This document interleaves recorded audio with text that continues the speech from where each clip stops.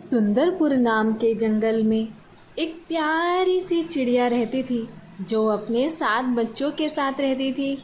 उसका नाम पिंकी था और वो अपने बच्चों से बहुत प्यार करती थी। पिंकी अपने बच्चों से बहुत प्यार करती थी। उन्हें वो अकेला छोड़ना बिल्कुल भी पसंद नहीं करती थी, क्योंकि उसको डर था जंगल में कोई उसके बच्चों को नुकसान न पहुंचा दे। लेकिन ना चाहते हुए भी पिंकी को अनाज लेने के लिए बाहर जाना ही पड़ता था। तब उसके बच्चे घर में अकेले रहते थे। इस बात से पिंकी बहुत परेशान थी। ऐसा दिन प्रतिदिन चलता रहा। एक दिन पिंकी ने इस समस्या को सुलझाने का एक प्लान बनाया और उसने अपने बच्चों को बड़े प्यार से कहा, मेरे प्यारे बच्चों, मैं तुमको एक बात बताती हूँ। मुझे अनाज लेने के लिए बाहर जाना पड़ता है, लेकिन जब मैं अनाज लेने जाऊँ तुम सब दरवाज़ा अंदर से बंद कर लेना और अगर कोई भी आए तो दरवाज़ा नहीं खोलना है जब तक तुम्हें पूरा विश्वास ना हो जाए ये तुम्हारी माँ है। माँ? लेकिन मम्मी, हम आपको कैसे पहचानेंगे?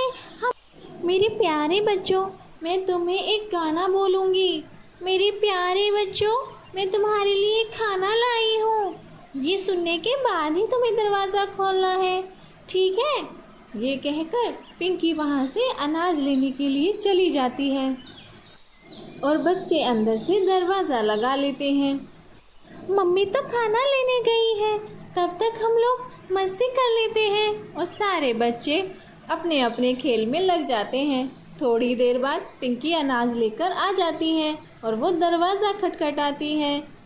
बच्चों, दरवाज़ा खोलो, मैं आई हूँ। अगर तुम हमारी मम्मी हो तो हमें वो गाना गा के सुनाओ। हम दरवाज़ा तभी खोलेंगे जब हमें ये विश्वास हो जाएगा कि आप ही हमारी मम्मी हो।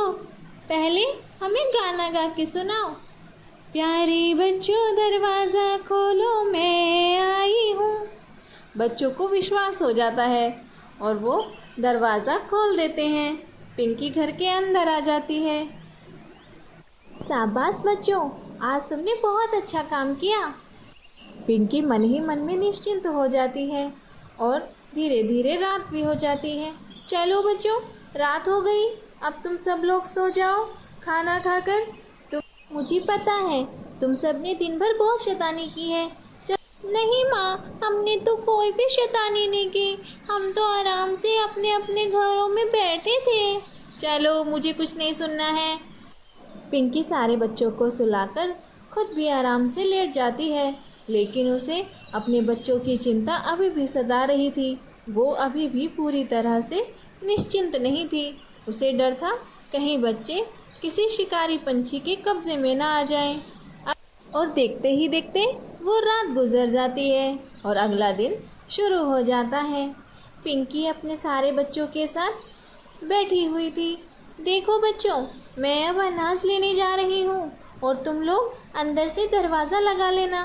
ठीक है माँ, हम दरवाज़ा लगा लेंगे और जब तक आप अपना गाया हुआ गाना नहीं सुनाओगे हम दरवाज़ा नहीं खोलेंगे। ठीक है बच्चों। ये कहकर पिंकी घर से चली जाती है और बच्चे दरवाज़ा लगा लेते हैं। ये सारी बातें दूर बैठा हुआ चील देख रहा था। अरे वाह, आज तो मुझे चिड़िया के बच्चे खाने को मिलेंगे, बहुत मज़ा आएगा। पिंकी तो घर से बाहर चली गई, अब इसके बच्चे घर पर अकेले हैं और वो छोटे बच्चे कर ही क्या पाएंगे। ये सोचकर चील घोंसले के पास आकर बैठ जाता है। दरवाज़ा खोलो बच्चों, तुम्हारी माँ आई है। नहीं नहीं, तुम हमारी मम्मी नहीं हो। अगर तुम हमारी मम्मी हो तो उनकी आवाज़ में गाना गाओ, तभी हम दरवाज़ा खोलेंगे। अरे ये बच्चे तो बहुत चालाक हैं। मैं जितना सीधा इनको समझ रहा था ये इतने सीधे भी नहीं हैं। इनको पकड़ने के लिए मुझे कोई नई योजना बनानी होगी। और इसके लिए वो अपने दोस्तों के पास मदद मांगने जाता है। क्या हुआ भैया? वो सारी बात उन दोनों को बता देता है और सारे सोच में पड़ जाते हैं। थोड़ी देर बाद उनमें से एक बोलता है, क्यों ना हम मिट्टू तोते की मदद ले लें, वो आवाज़ निकालने में माहिर है। तुम सही कह रहे हो। हाँ, ये ही सही रहेगा। और वो लोग इस बात पर राज़ी हो जाते हैं। ठीक है, तो हम उसके पास चलते हैं। वो यहीं पहाड़ी के पास रहता है, उसे हमारी मदद ज़रूर करनी होगी। लेकिन वो हमारी मदद करने के लिए मानेगा कैसे? अगर वो सीधे सीधे मान जाए तो ठीक, वरना डरा धमका कर उसे यहाँ पर मेरे पास ले आओ। और वो मिट्ठू तोते को डरा धमका कर चील के पास ले आते हैं और उसकी पत्नी भी उसके साथ आ जाती है। क्या हुआ? तुम दोनों हमें क्यों लाए हो यहाँ पर? प्लीज़ हमें छोड़ दो, हमें अभी नहीं मरना है। हम तुम्हें नहीं मारेंगे अगर तुम हमारी एक मदद कर दोगे। कैसी मदद? मैं तुम्हारी क्या मदद कर सकता हूँ? तुम्हें चिड़िया की आवाज़ में उसके बच्चों से दरवाज़ा खुलवाना है, नहीं तो हम तुम्हारी पत्नी को मार डालेंगे। ये कहकर मिट्ठू उनके साथ चला जाता है और वो चिड़िया के घोंसले के पास पहुंच जाता है। वहां जाकर मिट्ठू चिड़िया की आवाज़ में बोलता है, मेरी प्यारी बच्चों, दरवाज़ा खोलो, माँ खाना लेकर आई है। अरे, ये तो माँ की आवाज़ है, हमें दरवाज़ा खोल देना चाहिए। और ये कहकर वो दरवाज़ा खोल देते हैं। अब तुम अपने घर जाओ, वहाँ पर तुम्हारी पत्नी भी पहुँच जाएगी। घोंसले के अंदर आ जाता है। उसे देखकर बच्चे डर जाते हैं और वो सारे बच्चों को एक पोटली में बंद करके वहाँ से ले जाता है। ये सारी बातें मिट्ठू तोता पेड़ पे बैठा हुआ देख रहा था, लेकिन वो कुछ नहीं कर सकता था। लगता है पिंकी भी आ रही है। थोड़ी देर बाद पिंकी अपने घोंसले में आ जाती है और वहाँ पर बच्चों को ना देखकर वो बहुत परेशान हो जाती हैं। और उसके पीछे पीछे मिट्ठू तोता भी उसके पास आ जाता है और वो सारी घटना पिंकी को बता देता है। मुझे माफ़ कर दो पिंकी, मैं तुम्हारी मदद नहीं कर पाया, ये सब मेरी वजह से हुआ। अरे नहीं तोता भाई, तुम्हारी इसमें कोई गलती नहीं है, तुम्हारी भी मजबूरी थी, लेकिन मुझे अभी अपने बच्चों को छुड़ाने जाना है। अरे पिंकी, मेरी बात सुनो, हम उसको इस तरह से नहीं हरा सकते क्योंकि हम उनसे कम शक्तिशाली हैं, इसलिए हमें अपनी बुद्धि से काम करना होगा। देखो, तुम राजा के पास जाओ, तब तक मैं उन बच्चों पर से ध्यान हटाता हूँ। ठीक है पिट्ठू तोता, मैं राजा के पास जाती हूँ और आप मेरे बच्चों की रक्षा करना। ये कहकर दोनों वहाँ से निकल जाते हैं। योजना के मुताबिक मिट्ठू तोता चील के अड्डे पर पहुँच जाता है, जहाँ वो तीनों चील चिड़िया के बच्चों के साथ बैठे हुए थे और अभी चिड़िया के सारे बच्चे सुरक्षित थे, तो मिट्ठू तोता सही समय पर पहुँचा था।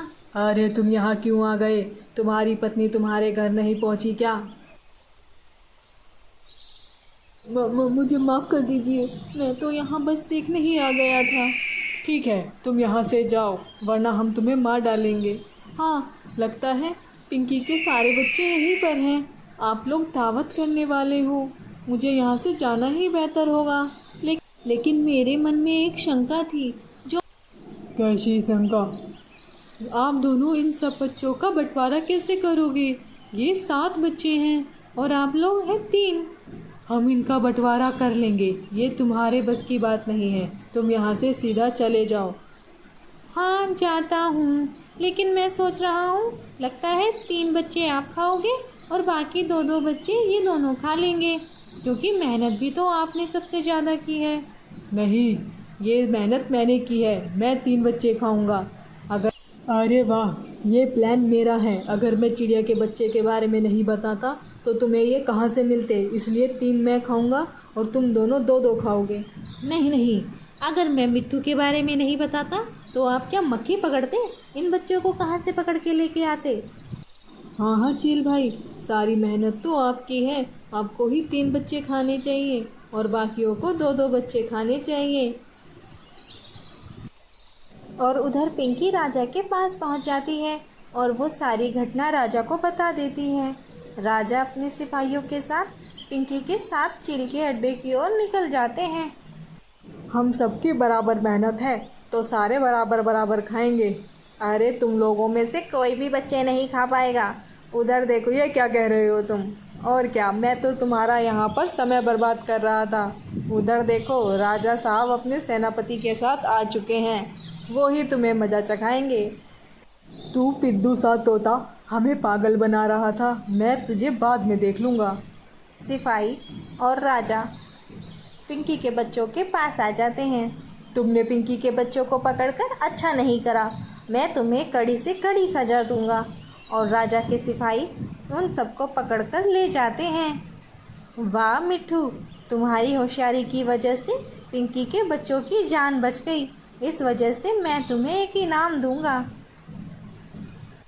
हाँ मिट्टू भैया, आपकी वजह से ही मेरे बच्चों की जान बची है। आपको ये वीडियो कैसी लगी कमेंट में ज़रूर बताइएगा और वीडियो को ज़्यादा से ज़्यादा लाइक, शेयर और सब्सक्राइब कीजिएगा। धन्यवाद।